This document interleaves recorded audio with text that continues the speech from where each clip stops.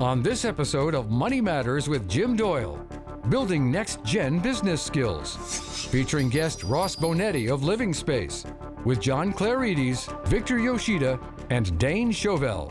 Plan more, worry less. This is Money Matters with Jim Doyle.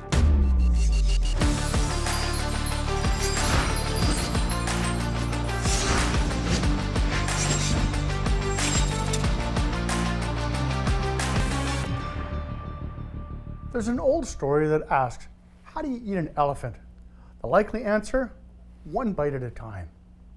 But when it comes to designing next-gen business skills to take over a family business, the process is not so straightforward. Welcome. There's no one way that fits every family, but what is clear is that the process needs to start early and often can take years to successfully implement. Families are dynamic. Things change. Goals change, families change. Legislation and good planning put in place years ago can also change, along with the tax changes. Yet in the face of it all, to ensure a business legacy is maintained, bringing the family into the process is essential. Let's look at a family business that is asking itself, where do we go from here?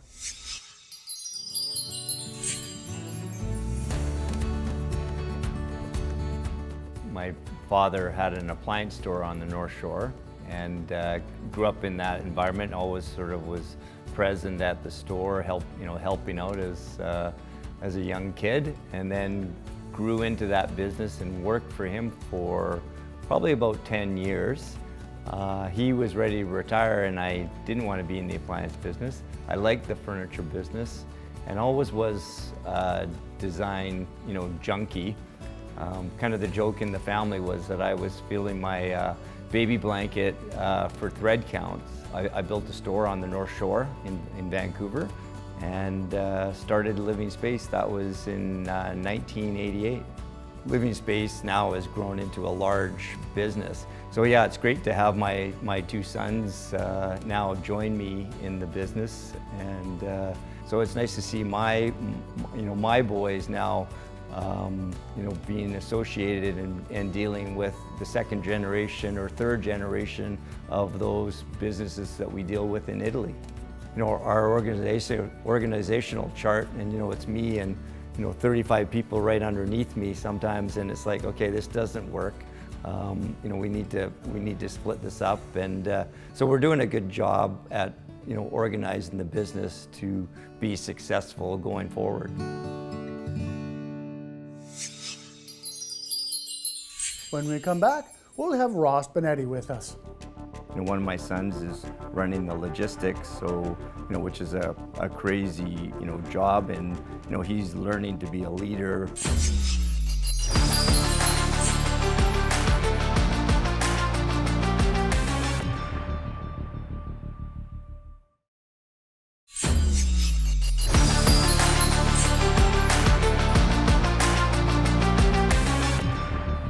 Welcome back. We're joined by Ross Bonetti. Now, Ross, I believe that you mentioned to me you were in denial for years that you'd end up working for your dad. How did that go? Well, yeah, my dad, it was a family business. Our appliance store combined appliances on the North Shore in Vancouver, and I was in denial. I kind of grown up in the business and helped out every once in a while, but never really thought I was going to work for him. But then, when I had other jobs and I started doing other things, I kind of looked back at the business and went, wow, that's an opportunity, and felt, I should go back there, and I did, and things sort of worked out, and became managing salesperson, and grew the business with my father. Now, I got to ask you this. Was your dad big on developing next-gen business skills? No, not really. I mean, after I, worked for him, for quite a while, and I actually didn't work, that close with my dad because I was in sales and he was more, the business part and the service part of the business. So we actually didn't work together as much. I was more mentored by another sales manager that we had in the business. And really how my opportunity sort of changed was my dad was checking out at like 60 years old. He was ready to retire and move to the Okanagan, and he really sort of threw me the keys, and I was like sink or swim. So that was one of the worst hours of your life? It was, but it was, I took it as an opportunity, and that's when I sort of changed everything, and how Livingspace became, because I didn't want to stay in the appliance business. I wanted to move into the furniture business, which we were associated in the furniture business. Now, we talk about your path, okay? Let's talk for a moment about designing a path for your kids going forward. And I understand that there has a number of challenges attached to it. Yes, I mean, the businesses are different now. Livingspace is a much larger business from when I was, taking over from my father. And we have 35 employees. So it's a different, skill set for my kids. I sort of have grown into it and do it, naturally, and the leadership of those people are natural. But kids of a business owner, they have to get the respect of the employees, and you have to work harder, and build your skills. Now, there's a ton of responsibility taking over a business that's no longer a small entity, but now you've got something of substance. Right, yes, and they don't want me going anywhere anytime soon. So this is a work in progress, and one son is more in the design design end of the business, and the other son is more into the management part of it. So we've got a good a sort of a good setup to take the business into the future. What I think I heard was a Freedom 85 plan. To talk about creating a plan to transfer to the next generation is Victor Yoshida. Let's hear what Victor has to say. Victor, where do you think most business owners fall down when it comes to building next-gen business skills? I think it comes down to communication and timing of that communication. It's important to get a plan in place as early as possible. Maybe there's a health crisis, or maybe there is a financial crisis, and that's not the time that you want to start a plan for the transition to the next generation. You want to be able to have time to identify the proper resources, whether the skill sets are within the family or whether you have to go outside to try and get those skills, and to see if your child really wants to be in that business. Maybe it's something that they may want to pursue an interest in a different field.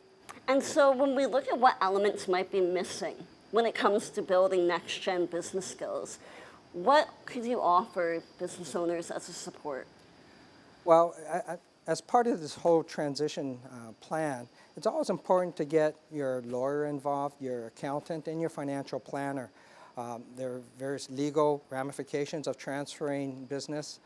There's taxes involved. There's no real cookie cutter on how you're going to make a plan for a transition to the next generation, and it's something, even if you have a plan in place, it may change in the future. It keeps on moving along as circumstances changes. So what would you suggest to help groom that next generation? What do they need to know to come up into the business and run successful businesses? So it's never too early to introduce your child to your business. I think by observing your child, you can see if they do have an interest in it or whether they have the skills. They might be more analytical or they might be more marketing driven. So even within a business, you may want to be able to use those skills in a different area than maybe what you intended, just depending on what your child is interested in. Now, Ross, a great succession plan starts with a vision. I understand that you have a great idea of what you'd like to see yourself doing in the future. What do the plans look like for the kids? I mean, the kids, depending on sort of when I choose to exit, and I don't actually choose to exit right away. I'm, my vision for myself is to, to be sort of the relationships manager. So, key relationships with, key clients, also with suppliers. So we go to Milan, to the furniture fair every year, and that's where most of our suppliers are, our Italian suppliers. We have great relationships with our suppliers that have, been for, 25, now 30 years, which are also generational businesses. So they're in there the same as we are with their kids now in the business, and they've taken over from their fathers. So that, there's a lot sort of that we have in common together with these, Italian companies. But that's where I see myself, and I just, see the kids now, getting more and more, into the business, into the management side of the business. One of my sons is running the logistics, so, which is a crazy, job, and, he's learning to be a leader with the, all the delivery teams, the installation teams, learning to talk to all the logistics suppliers, all of that. So, they're getting, they're getting the opportunity to learn, because I'm not dealing with any of that. Now, I know a really hard topic for families to bring up is certainly this subject, okay? But even finding out what the kids want, okay? Have the kids shared a little bit about what their vision for their futures might look like? Yeah, I think they're both, both my sons are invested in the business, and they, they see, taking the reins, and, being able to sort of do what I've done, and, continue the relationships. When we come back, we'll talk about the power of belonging to a business advisory group. Being ready for the unexpected, knowing someone's going to blindside you somewhere.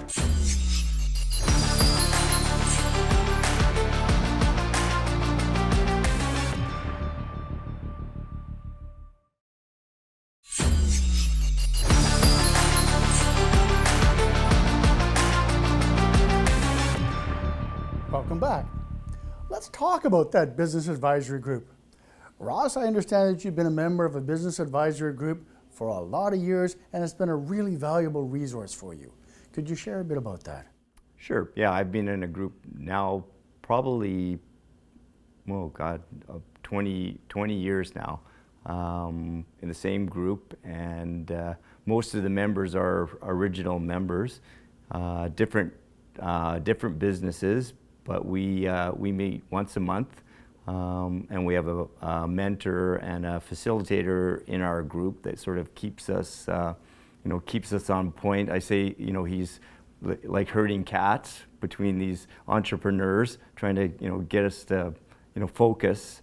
But it's been very valuable, business-wise and personally. I got to ask you, okay? Does this subject of building the next gen business skills, does it come up frequently? Are people easy to address what they've got to do, or is it let's talk about the lint in the dryer? No, we discuss it. We'll discuss it quite often, and it's a topic that's brought up at least a few times a year. My personal part of it is I'll take all this information and be excited about it, but then go back to work and not really make a plan or discuss it with my accountants and lawyers, and never move it forward. You know what? You're not alone. I think there's a lot of business owners exactly in the same spot, looking for that impetus to push them through to the next issue. Knowing how to sell your product is essential, but running a business needs much more. Let's hear what John Clerides and Dane Chauvel have to share on the subject.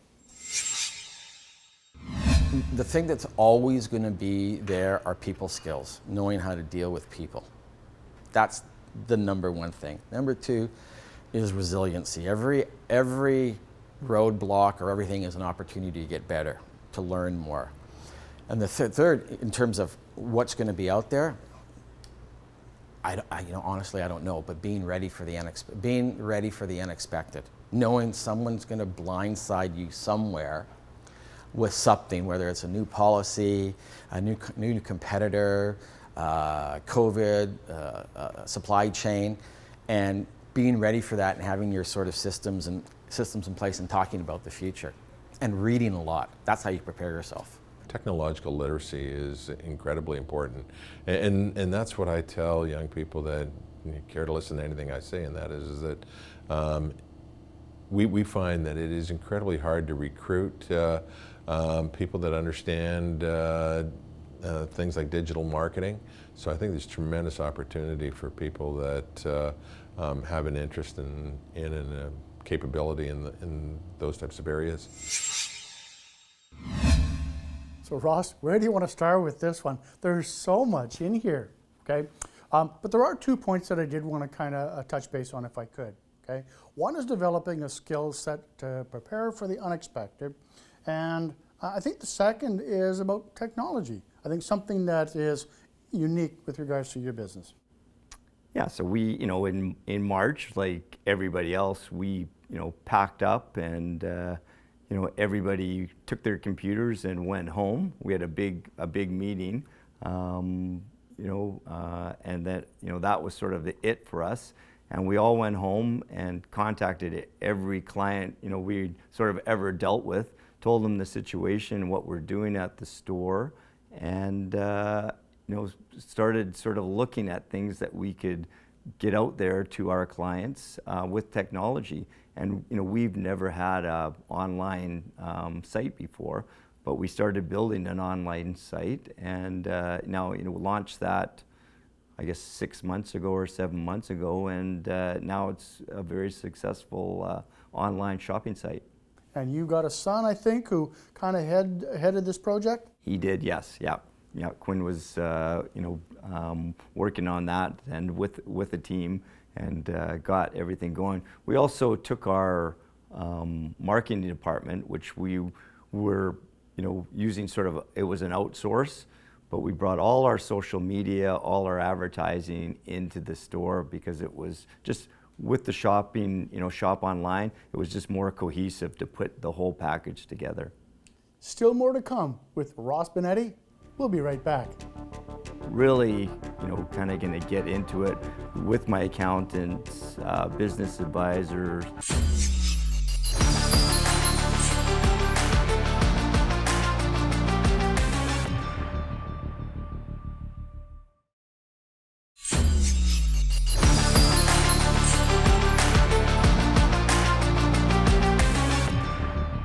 So Ross, we've been talking about developing those next-gen business skills. Tell us, how is that journey going for you so far?